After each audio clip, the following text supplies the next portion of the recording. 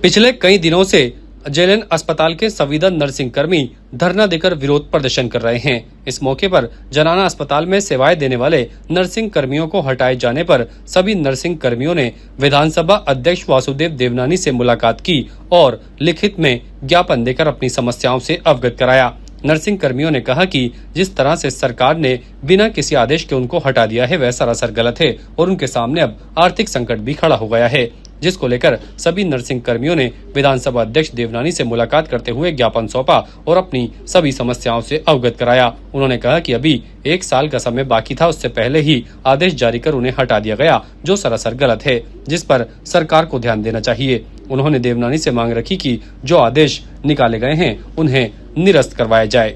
मैं 3 साल से जनाना अस्पताल में काम कर रही हूँ। हम 21 जने यहाँ लगे हुए हैं। 3 साल बाद हमारे को एकदम हटा दिया गया, कोई कारण नहीं, कोई शिकायत नहीं हमारी, उसके बावजूद हमारे को हटा दिया गया। 7,000 में हम यहाँ काम कर रहे हैं, 3 साल से लगातार अच्छी सेवा दी है। आज तक हमारी किसी तरह की कोई शिकायत नहीं है, कोई दिक्कत नहीं है सरकार को, हॉस्पिटल को हमारी तरफ से। हम यही चाहते हैं कि हमारी सेवा बहाली की जाए। फिर भी बाहर कर दिया उनको भी हमारे हिसाब से ही लिया, वो भी 18,000 में, वो भी संविदा के हिसाब से ही है, कोई हमारे से चेंज नहीं है। उनकी भी नौकरी हमको प्लेसमेंट पे लिया है, उनको राज्य में से लिया है, उनके 18,000 तनख्वाह दे रहे हैं और हमको 7,000 से 3 साल हो गए लगातार हमको यहाँ काम करते हुए। किसी ने हमारी आज तक सुनवाई नहीं करी है। उसके बावजूद कोई बात नहीं, हमने 7,000 में काम करा, उसके बावजूद भी हमको हटा दिया गया। हमारा घर बार कैसे चले, एकदम हटा दिया। आज 10 तारीख को हटा दिया, पूरे महीने की सैलरी नहीं है, हम बच्चों का घर कैसे चलाएंगे, कैसे फीस देंगे। 1 तारीख से स्कूल खुलने वाली है हमारी, बच्चों की फीस कैसे भरेंगे हम लोग। कोई किसी ने नहीं सोचा हमारे को, कोई 10 दिन की तनख्वाह भी नहीं देगा हमारे को, हमें पता है ये सब चीज़।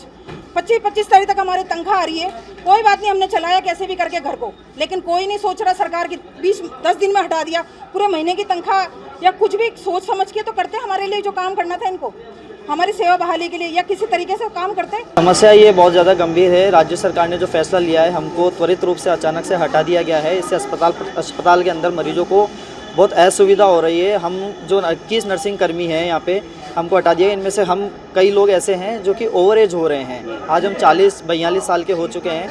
हमारी स्थिति है कि अभी तक भी हम निविदा में काम कर रहे हैं। हमारे लिए किसी प्रकार की कोई योजना नहीं है राज्य सरकार के पास में। वो संवेदनशील सरकार है, लेकिन असंवेदनशील व्यवहार कर रही है, बर्ताव कर रही है, जिसके प्रति हमें बहुत खेद है और हम लोग इस चीज़ से मानसिक संताप में हैं।